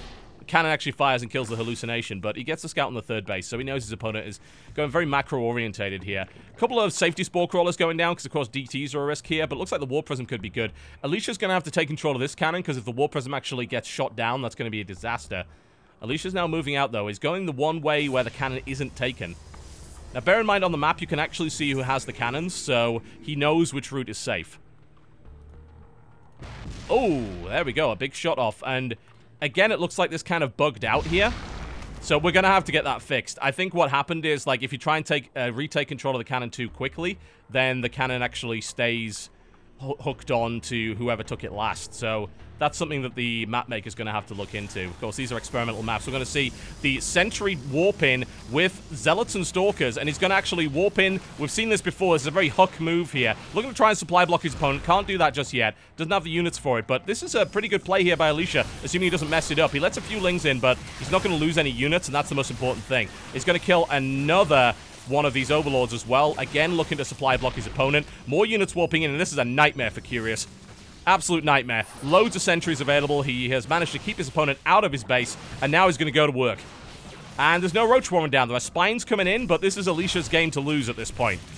He executed this absolutely perfectly. It was something we actually saw from Huck yesterday in the Clan Wars. Very effective. It's a classic Protoss move. I mean, there's nothing unusual about it. And it looks like Alicia's going to make this 2-base all-in work. Unless he messes up the sentries somehow, this lair is going to die. Units are being pulled off the line here, but I think Curious is in a lot of trouble. The lair is going to go down, and now it's just going to be Spine Crawlers. And he's trying to burrow them, and the Zealots are already in on the Spine Crawlers here, trying to do some damage. He moves back, blocks off again. I mean, really, the only thing Curious can do here is maybe try and attack his opponent, but there's a wall off. And there's a Zealot there and a Mothership Core, so I don't think anything's going to happen. Alicia's army's in the main. Alicia's not messing up any force fields whatsoever. He engages against the remainder of the static defense, and I think this is going to be it here. I mean, we'll see. Curious might decide to just sack his main and go on from there and try to build roaches for a counter-attack, but this is a very difficult position now for Curious to be in. The natural is not defensible from this position. His economy's taken a big hit. His 3rd base really is his chance to stay in this game. Lings are now moving across the map.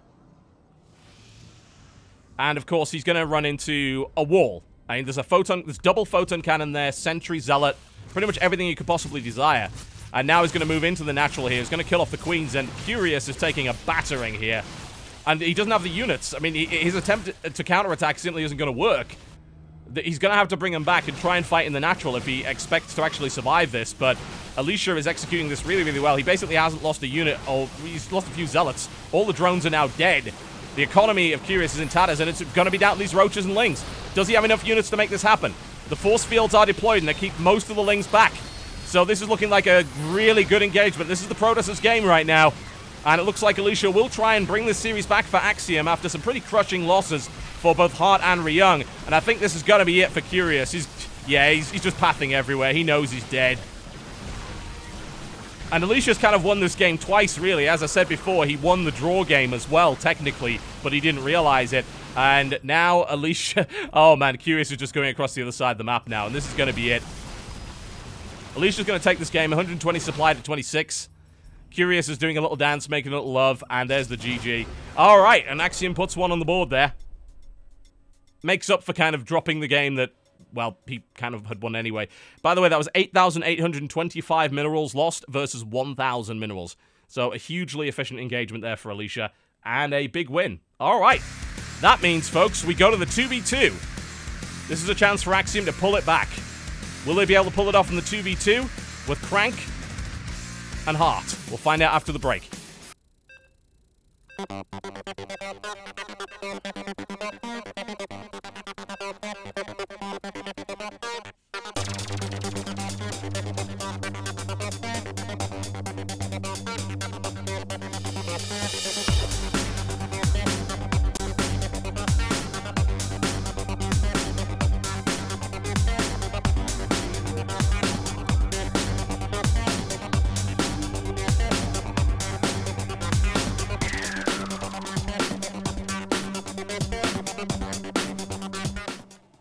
Alright, ladies and gentlemen, welcome back to SHOUTCraft Clan Wars. It's... Oh!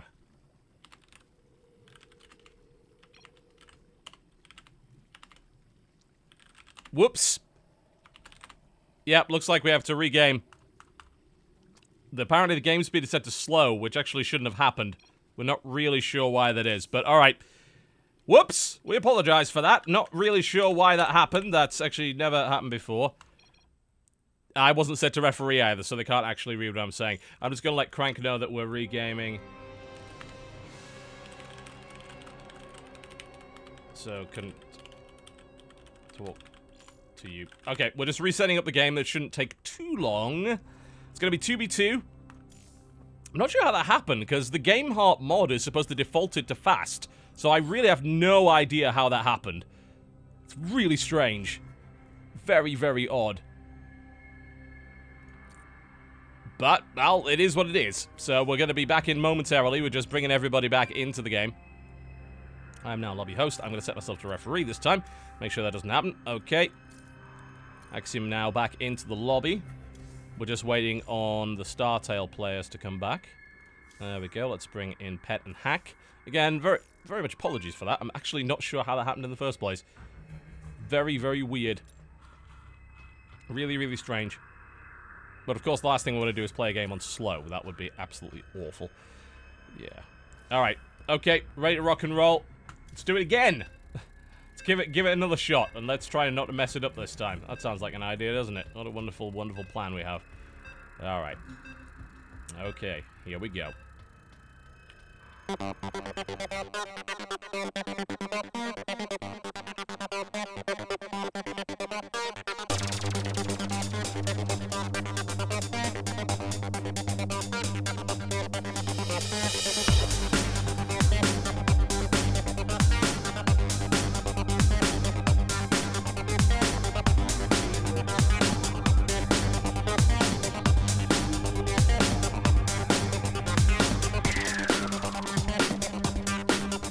Alright, ladies and gentlemen, welcome back to the 2v2, now running at the proper speed. And this is all on the line here for Axiom. They're currently trailing one game in this best-of-7 series. They're down 2 games to 3 against Startale. And representing Axiom, we have Captain Crank in the blue trunks playing Protoss, and his teammate, Axiom Heart, in the red trunks playing Terran. Versus their opponents for Startale to the south position. In the baby blue, we have Startale Hack playing Terran, and his teammate, Startale Pet, playing Zerg in the purple. Alright, now, Heart and Crank are pretty damn good 2v2ers. They've actually practiced this before. They have played together. They've actually won a 2v2 tournament on Base Trade TV, and they also placed highly in the second 2v2 tournament, as well, if I recall correctly, as in the Ting $5,000 2v2 tournament. They placed fairly highly in all of those. So they're pretty well practiced as a 2v2 team. I can't say much for Hack and Pet, but I'm pretty sure that they were Startale's 2v2 team the last time we did Clan Wars. So they're definitely practiced. They obviously just don't play that much. Now notice some really... I just love these lights here. They're absolutely fantastic with little warning signs on them and everything. Alright, the acid is up. Crank better not run into it. Crank better not run into it. There we go. If Crank had run into that, that would have been horribly embarrassing. But there we go, the acid has now receded. So the special feature of this map is that every 4 minutes, starting at the 2-minute mark, there will be a giant acid surge. All of the low ground will be covered in acid. Anything placed on that, including buildings, will be destroyed. So don't be there when it happens. We've seen units run into it. It's very, very unpleasant indeed. It's absolutely the last thing that you want to happen. Crank with a scout here. And Hack attempting the wall off, which is probably not going to be done until... Nope. He's going to get a scout, so he's going to be able to see everything. Now, it looks like we're actually going to see expand very fast. Hack has taken the expansion really quickly in the base, and his opponent, sorry, his teammate, Pet, has actually taken the outside expansion. So I think there's maybe the potential to maybe harass that a little bit. That's possible. Hack went for CC first. In the meantime, we see a bit more of an aggressive posture here from Crank. Crank is currently one basing. I don't know if he has any intention of taking the second base. It's possible. We'll see if he decides to build a Cybercore. He is. Is he going to save up Chrono Boost for the Cybercore? Maybe go for a Warp Gate attack? We just don't know yet. And Heart, in the meantime, has taken the CC in the base. And everything is just fine and dandy from there on in. So nothing too unusual from either player. Although, we do, of course, have the Zerg player with a second base. And that does make a big difference in 2v2. Because, of course, it's possible to feed minerals to your teammate. So you can actually boost a player way beyond what they can usually build at any given time. So it is possible that we might see a little bit of mineral sharing play here. Stargate coming down here for Crank, right in the base. So he's not going to risk putting it anywhere else. Overlord's in a great scouting position, though. So actually, that Overlord has a really good chance of spotting that Stargate. So that could be a bit of a problem. In the meantime, Heart is going... He's getting gas, and he is going for a factory. The question is, what? What's going to happen on the factory, if anything? Are we actually going to see him do anything? Pet's going to start to move out now. I do wonder if he'll actually attempt to scout that area and see the Stargate. He might not. Would an Oracle work well here? Hard to say. Well, Lings are now moving out here for Pet, so he's actually going to have great visibility. He needs to make sure they stay on the high ground, of course, otherwise they will die to the acid, but he's going to have excellent visibility for potential Stargate play, unless, of course, Crank goes the other way, which is looking like he's actually going to do just that. He's sending an Oracle all the way over here. I think it's going to work pretty well. Hard, on the other hand, is getting out reactive, so it looks like he'll go for Hellion play. And, Lings are moving on the low ground. Pet's going to have to be very careful with those Lings. He doesn't want to lose them. He's going to pull them back to the high ground. Should be absolutely safe now. And no one is really in a position to actually lose anything right now, so really not too much happening. Pet gets the scout on the Stargate, though, so that's pretty crucial. You see some Spore Crawlers going down to respond to that. I don't really like that position. Like, I would have put the Stargate right here, right in the center, where nothing could reach it. I'm surprised they actually put it out on the edge there. That's actually scoutable by the Overlord, and we'll see. There's a missile turret coming down. The Oracle's probably going to hit just before... No, it's actually not going to hit before it comes there. It'll do some damage, but there's already Marines available, so this Oracle play's not going to get much done. Hopefully Crank doesn't actually lose it. And he might, if he's not careful. Already takes the missile turret shot. Moving around. He's going to see if he can find anything with it. Oh, he's going to get trapped if he's not careful. He's going to run right into a Spore Crawler. Wow, the maneuvering is going to have to be pretty insane. He does get a full scout off with it, though, so that's good. He's able to find out exactly what his opponent's doing. There's roaches on the way here for the Zerg player. And Hack, on the other hand, is going for a starport, and he's going for a tech lab here. Wonder what that's for. But he's going to go for +1. He's getting upgrades aplenty here. If we have a look at this is the income comparison of everybody. Crank, of course, is lower income than everybody else because he's really running on one base. But he's got a new one established right now. And a drop's been loaded up. 4 Hellions in this drop. It's going to go unscouted by the looks of it. The Oracle is moving around basically looking for Overlords to make sure that Heart can avoid them. That's really good team play, actually. And a couple of Lings move in. They're going to scout the base, and they're going to get killed off by the sentry. But this drop is going to go unscouted, and it could do damage. There's very little in the base here. Right now, the Marines are kind of out of position, so there is a real potential for damage to be done here. So far, this Oracle has basically been a scouting Oracle and nothing more, but it's been actually invaluable in that role. And here comes the Hellion drop. The Hellion elevator play. He's out of position, and Hack's even more out of position now. Goes for the run-by, and damage is being done as Hack bunches up a bunch of his units and is going to end up losing quite a few workers here. Very nice moves here from Heart. He should be able to get out without too much of a problem either.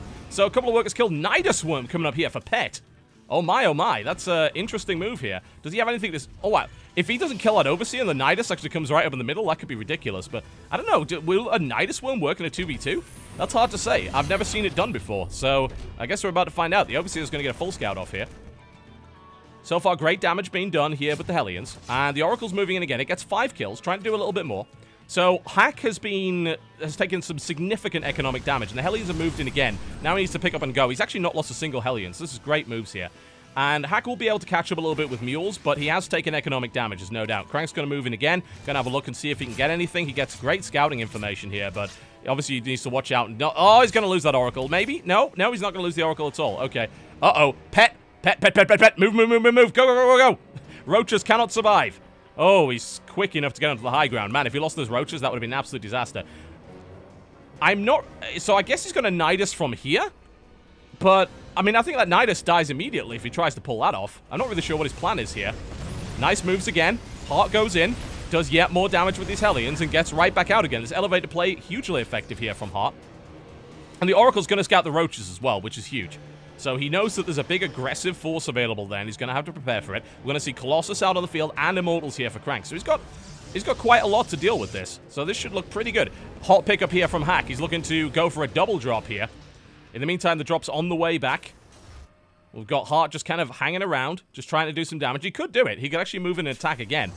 But the question is this drop going to get scouted? Because if we see a Nidus play alongside a drop, it could be very effective. Nidus Swarm is on its way. And it gets scouted, but he's going to have to respond immediately. Oh, the Immortals here. That Nidus is not going up. No chance. No chance. Gets blown up immediately. So that didn't work. But Hard has actually established a base over here, which is maybe a little bit greedy, and is now actually going to get that picked off if he doesn't lift it. I wonder if he'll try and respond. Yeah, it looks like he's going to try and respond, but he's going to have to lift this base up. It's actually going to burn. Heart. Oh, man. Pulling it to the last possible second there. Trying to bait his opponent in so he can kill the roaches. That's a risky move. In the meantime, the drop comes in, though, and the response isn't here yet. The Colossus is on the way. Heart's pulled away. There is a tank there as well, so he's got to watch out for that. But these Marines are getting eliminated quite quickly by the Colossus. Can he kill the tank without losing too much? Well, he's going to lose. Ah, can he get the tank? Oh, he didn't get the tank. He didn't pick it up. I think it died. Yeah, it did. In the meantime, the Hellion drop comes in again. Heart doing yet more damage. The roaches are getting driven away. Heart needs to be careful not to get baited onto the low ground. So far, damage-wise, Hack has taken the most. Heart's taken very little, but the roaches, where the hell did they come from? Did he get down a Nidus? Where's the Nidus? He got a Nidus down. How the hell did he manage that? He did some damage. I mean, he's going to lose his Nidus worm, though. I think that's kind of an expensive investment. He didn't get much done. He killed some of Heart's SCVs, but not many. And, of course, the Nidus now dies. I'm actually surprised he managed to pull that off. But look at this 1-2 punch maneuver here from Pet. He Niduses the main and then attacks the third base. 1-2, 1-2, in and out, in and out. Really lovely moves here by Startale, but they have taken some damage. Now, finally, Heart pulls back. No, lovely Widowmine hit. Just lovely. All the roaches are going to die now. He needs to get a Viking out and just kill that, because there's a big risk. Another pickup here. Hack's moving across with yet another double drop here. I think he sees that third base is vulnerable, and he's right. If Hart can see this coming, though, the Oracle's moving in. The Oracle might see it. Maybe. Maybe. No! The Oracle misses the drop. Speaking of the drop, in the meantime, he gets a pick up and go, and now he's moving out again. He's got to be a little bit careful. Now the Stalker's actually moving in to kill the Overseer, which is nice. But I think his third base is dead. I don't think Hart can actually respond in time. But the supply is looking pretty good here for Hart. I don't know. We'll see what happens. Oh, he's moving a unit. Widowmine. Widowmine spots it. Drops immediately on the Widowmine. He's going to kill it, but that gives him warning. I don't think he can kill that base in time now. All right. The acid is up. Don't run anything into the acid. I think something just did, actually. I'm pretty sure that Hack just lost a unit to the acid there over the side. But just don't stim into the acid. For the love of God, don't do that. This is a wild 2v2 up to this point. We've got Pet going for Hydralisks and Roaches. And attempted Nidus play, but didn't really get much done with it. And in the meantime, Heart's had this economic lead. Hack has taken economic damage, although he's somewhat recovered now. And we've got a big death ball coming out here from Crank, who's gone for a heavy Colossus play. Here's the hot pickup from Hack. He's got half his army in dropships at this point. This is not going to get scouted. The scouting oracle is failing miserably. It needs to start patrolling now and keep an eye out. But the combined army of Heart and Crank right now is absolutely ludicrous. It's huge. So we'll see what happens. Oh, it looks like we might have some ships passing in the night here. Hack is boosting right towards his opponent's drop. And there's actually an in-control cannon that's going to ward that drop away pretty much immediately. In the meantime, the Oracle... No! Scouting Oracle, why? You had so much to live for. In the meantime, Hack moving out once again. But there's a sensor tower up here for Heart. He's going to see this coming. And there is a Widowmine, which just detonates and does some damage. Sensor tower dies immediately, though, so that's very expensive. Uh-oh, folks, fire, repair. He's too slow. Lovely pick-off by Hack. He loses half the dropships, but that was totally worth it. I'm very surprised that Heart actually made a mistake not repairing that to full. That was very greedy there from Heart. I'm kind of surprised that he did that. This drop should be able to eliminate this base in retaliation, though, so we'll see. I don't know. Pet's army's actually quite close, so he's not thinking that he can actually make this happen. All right, is this the big rollout? Is this the right time to do it? If Hart and Crank's army get caught in the acid, that would be an embarrassing loss. He needs to be very careful. I'm pretty sure that won't happen yet. I think it happens on the 18-minute mark, but still, you gotta watch out for it. Drops on the way. That's a huge Doom drop here from Hack. And there are really no units to defend against it. He's going to be reliant, I think, on a warp in here. He's got to get up on the high ground somewhere where it's safe. He's now up on the high ground. He needs to be careful about his reinforcements as well. Hack's going to move back. He sees the units moving in. He sees, uh-oh, the army of Axiom is moving across the map here. I've got to respond to this somehow. I've got to move into a defensive position. But right now, we're going to see a potential sandwich here from Startale. They're going to come in from multiple angles.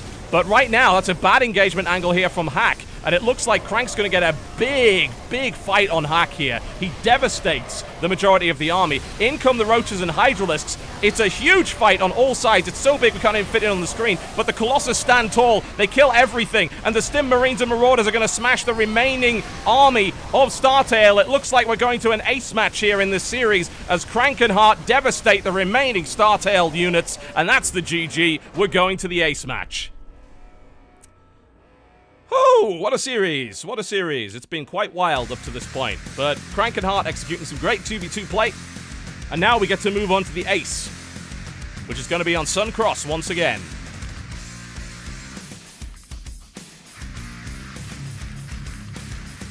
All right, folks. This is quite the series we have here.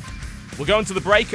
Teams get 5 minutes to choose their ace for Sun Cross. It can be any player, regardless of who has played before.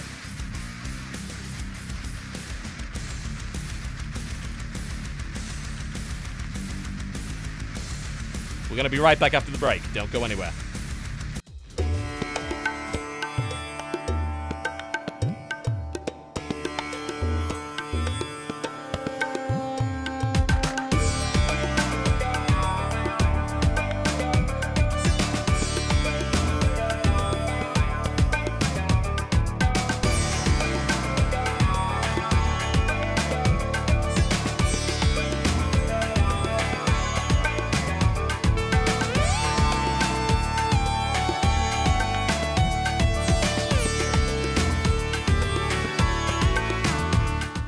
All right, ladies and gentlemen, here it is, the ace match, and I'm very sorry, I forgot to turn Game Heart back on before we started this. So we're just going to have to deal with the default interface for the time being.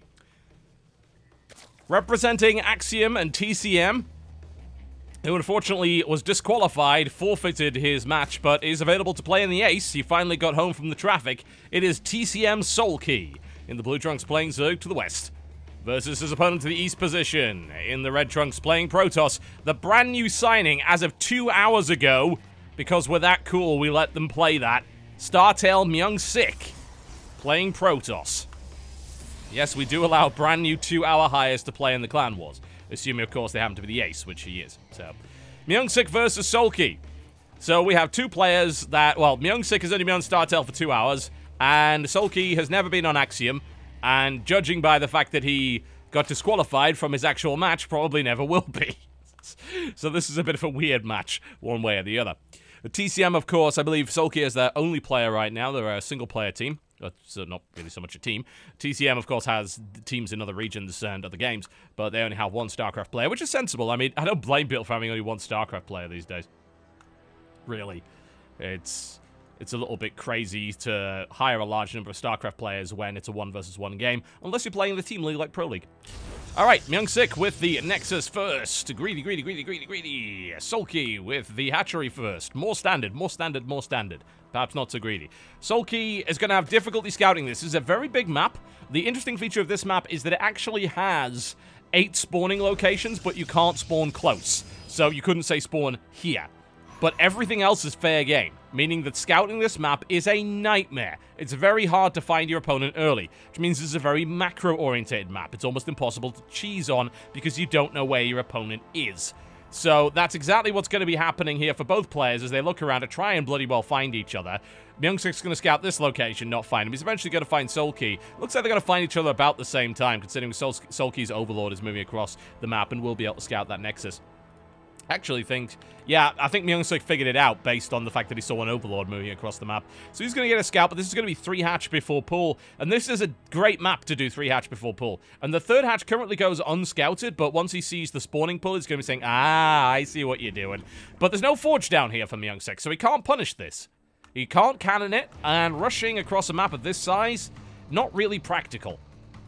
So he'll eventually get the scout off. And really, this is a good build by Sulky, considering he didn't scout his opponent, because he had no way to respond anyway, because he didn't know what his opponent was doing. So, hey, let's go 3 hatch on a nice, big, fat map. And Myung-Sik does not scout the 3rd base, but he knows that this location hasn't been taken, so he knows there's a 3rd base down. Like, he saw the spawning pool timing. There's no way you wouldn't have a 3rd base down. The pool would already be done if he wasn't going 3rd base. So, this has started off for what could potentially be a very long macro game between these 2 players. Now, of course, we could see a 2-base Protoss all in. Totally effective, absolutely. But Sulky's going to have 3 bases, he's going to have 3 queens, he's going to have a lot going for him quite early on in the game, which is great. And they're both going to be powering up their economies. It looks like Myung-Sik is going to go for a bit more of a defensive build. He hasn't put a forge down, though, so it makes me think he might try and wall off with gateways and be maybe just a little bit more aggressive. But actually, we're going to see 1 gate into Robo here. And this, again, is hard to scout. Like, you can pull off some bonzo crazy stuff. And with the sentry on the way, we might even see an attempt at the same thing that Alicia pulled off against Pet earlier. Where he was able to execute... Oh, sorry, it was Curious, not Pet. My apologies. Where he was able to execute the build which... Oh, lovely play there by Myung-Sik. Grabs it just before they get in. So Sulky is denied again the scout in the corner. That Robo is the key building. That's what he needs to see. And it's quite close to the edge. So if Sulky actually goes in a little bit further, which he is, he should be able to safely see the Robo.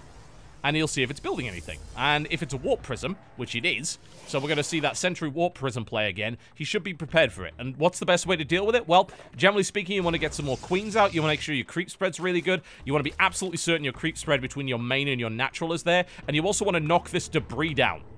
Like, this is not a great build for this map if you kill the debris. So this is being scouted here, and it looks like he's going to see the Warp Prism pop out as well.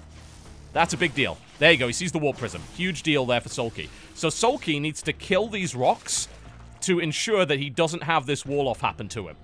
So I'd like to see the queens move in and start, and maybe he's building a spine crawler to prepare for it. But we're also going to see an Immortal put into this as well. So it could be a weird Sentry Immortal drop. He's going across with the 2 sentries and the Blink Stalker, though. So Lings are being built, but speed isn't done yet. So this is a good potential position here for Myung-Sik to do some real damage. Lings are going to move across, and they are going to see the Warp Prism. So now he's going to immediately back off. He is building a spine, which is going to help him a lot. But the risk is, of course, that he ends up getting walled off, because he hasn't destroyed these rocks right here. So there's a potential for it. But Myung-Sik says, all right, you've got a spine crawler down. I don't feel comfortable with this, so I'm not going to engage just yet. The Lings are going to track it down, and they're going to have speed momentarily. So far, this drop hasn't done anything yet. But it could. Because there's 4 more gateways coming down. If Myung-Sik then does force fields and then drops a bunch of units into his opponent's base, that could be dangerous. But this looks like it's a bit of a fake out. Myung-Sik's decided, you know what, okay, all right, you're on top of it, I get it, I understand. So I'm going to move across the map with some units. And he's got a lot of sentries here. And there's roach speed being researched, but Sulky is only on Lings right now against a metric ton of sentries. Roaches are on the way. They should be complete by the time this army hits. Lings are coming in for a counter-attack. There is a wall-off here. That doesn't look... It is complete, though. It's a weird-looking wall-off, but it is actually complete. And he's actually going to work on it and kill these gateways. That's a big deal. If he kills some pylons as well, that's going to be huge. All right, but here comes the army. He's got behind it, though. Sulky manages to surround some of the sentries. He kills one, and he's working on the Immortal as well. Here comes the rest of the army. Queens and Roaches in support. And he managed to cut the army in half a little bit there. He's got a lot of queens working on it. He's got a spine crawler moving in. And the Lings are trying to break the wall. Great force field play there by Myung-Sik, however. So this is a big soul train build here against Sulky. There's another big warp in. More Roaches are getting stuck. There's a spine crawler at the top of the ramp here. These spine crawlers are not going to finish, and this is looking bad for Sulky. There's a lot of Immortals in this mix. This is hard to deal with. He wasn't able to kill it. He's bringing more Roaches in, but with 2 Immortals, this is going to be a hard sell. Lings are continuing to move in. 17 drones have now been killed, way more, and a lot of pylons are being killed off behind this as well to try and create a supply block. But these Immortals are still alive. Tries to keep bringing them in. Sulky trying to bring more units in, but this is looking really, really bad. This is not looking good at all here for Sulky. He's gonna... Oh, lovely hot pickup there by Myung-Sik. Absolutely fantastic maneuver. He's able to save that sentry. There's very little left here for the Protoss, but there's also very little left for the Zerg. And Stalkers have been warped in to deal with the remaining Lings, and Sulky is in a bad way right now. He's bleeding. He's got very little left. He's got Roaches against Immortals, which, of course, never really works. And Sulky moves out in an attempt to... I don't know what he's going to attempt to do from here, but Sulky is looking very badly bruised. And it's looking like Startale is going to take this close series 4-3. And that's it. GG. Startale takes it 4-3 after a successful Soul Train execution against Sulky. And, well, it's got to be kicking himself for that one. Startale with a 4-3 victory here. Oh, man. Well, there you go. Nicely done by Startale. They managed to edge out the victory. Another close series going to the ace match here. 4-3. Sulky picked as the ace. Myung-Sik, the brand new 2-hour recruit for Startale, puts in a great 2-base all-in against his opponent. Sulky couldn't handle it. He didn't have the units for it.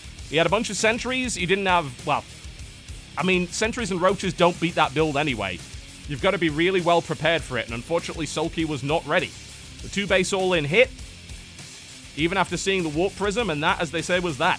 So congratulations to Startale. They pick up the win 4-3. And this is the lineup. This is what we saw. This is the scoreline. Right here. Oh, I keep forgetting that actually cancels the music. Impact takes the first game. Daisy, Hack, and Pet win 3 games in a row. Then Alicia and Heart and Crank pull it back. And unfortunately, what we saw at the end there was, of course, a win for Myung-Sik. That's the wrong button. There we go. And Sulky is not quite able to handle it there in the ace match. But there we go. That was your match here for today. Thank you very much for watching. The next match on the calendar, we'll just go check that one for you. We've got 2 more matches before the end of the April session. We've got MVP taking on Yo Flash Wolves on April the 23rd, that being Thursday at 8 PM EDT. And then on April the 27th, on Monday, Axiom versus Root. And that will round out our series. Very nice. Well, congratulations to Startale. They pick up the win here against Axiom in a close series, 4-3. And our next game will take place on Thursday. So hopefully we'll see you guys there. If you missed anything from today, then you can watch the reruns, which are going to be starting right after this. And we're also going to be putting up spoiler-free VODs over on youtube.com/TotalBiscuit. I would strongly recommend that if you want more StarCraft, you head over to youtube.com/TotalBiscuit. Check out the excellent games between Startale and Root and Ascension versus EG. They're both really, really great. They're all available spoiler-free over on youtube.com/TotalBiscuit.